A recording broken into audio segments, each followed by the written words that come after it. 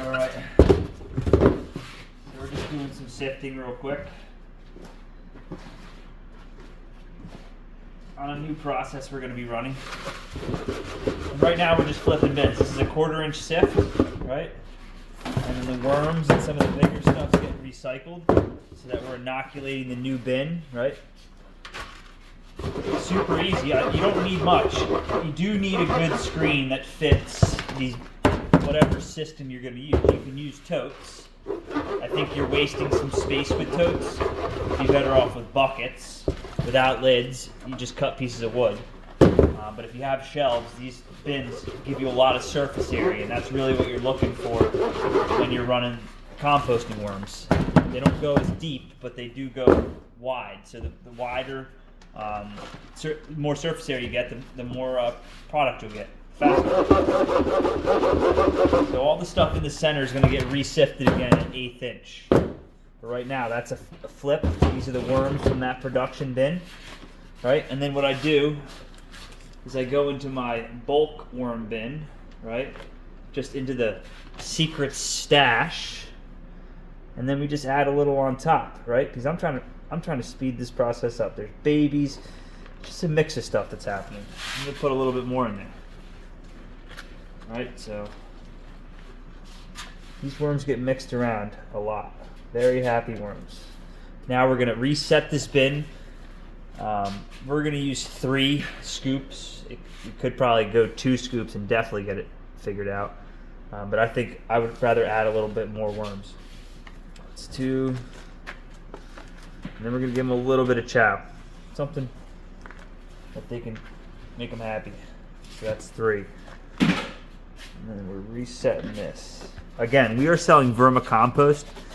There's going to be some organic matter, but majority of it will be castings. So this will run for about a month, is what our time frame is looking at. All right, so and then we will water it. In our wormery, we have a nice little water system. I hooked it into the sink, and we have a nice wand. Helps out big time. That's good. And then we just come in here. And this stuff was pretty dry. It is coming out of one of our compost piles, free compost. We use quail for one of our systems, compost. And this is directly from there. So there's still fecal matter. It has been heated up, but it's always in process the way we run that pile. Again, we're just wetting it down, and then we're gonna put a bag on top and label it, and then put it right back into production. This works very well for us, not for everybody. And they can breathe underneath these bags. It's not completely covering everything. We try to, yeah, BB. It's a breeder bin. We put the date, and then we start, every time we check it, we'll put a check mark.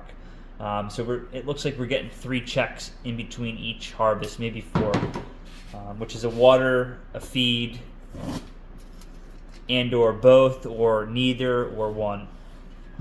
And then this just goes right back on the shelf with the other dates. So we're getting to the point where we pretty much have to do this stuff at least a little bit every day. Whoops, I hit the camera.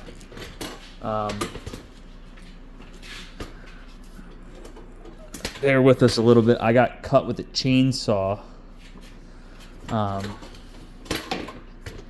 couple days ago. Maybe I'll post a picture of it. We're gonna do another bin. Let's get this one over. So that was a 9.3 that we were just harvesting. We're gonna check a 9.7 right now.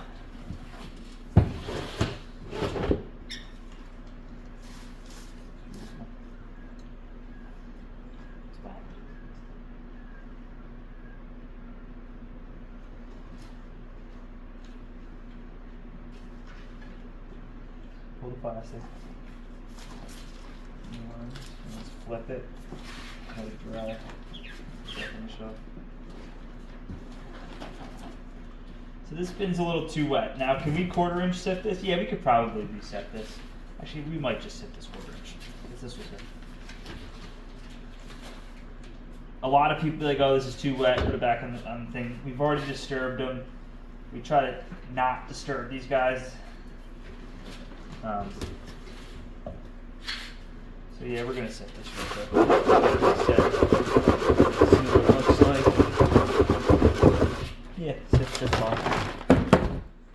we have to go back through and grab some worms off the top.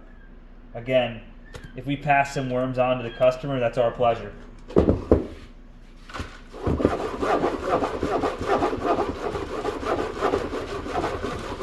And again, we're so measured in how much stuff we're putting in there. These bins flip fast. So, and we have a lot of worms.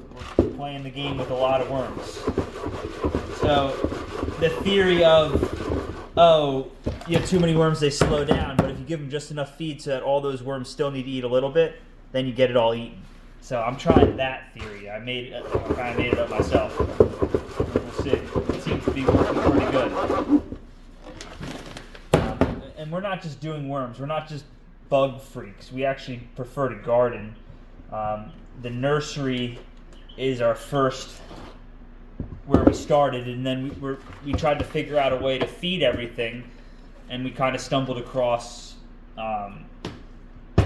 worms, because it's all we use at this point to keep our place going. So it's working very well for us, and we have the proof is in the pudding.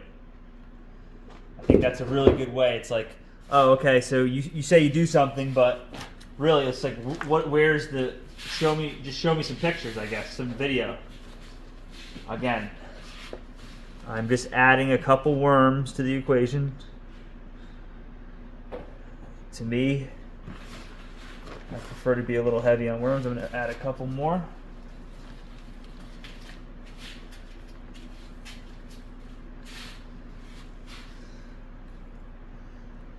Look at that. The wormage. She's going to put another 3 cups. Put that down. I'm gonna give them a nice view of the wormage. These are pure red wigglers.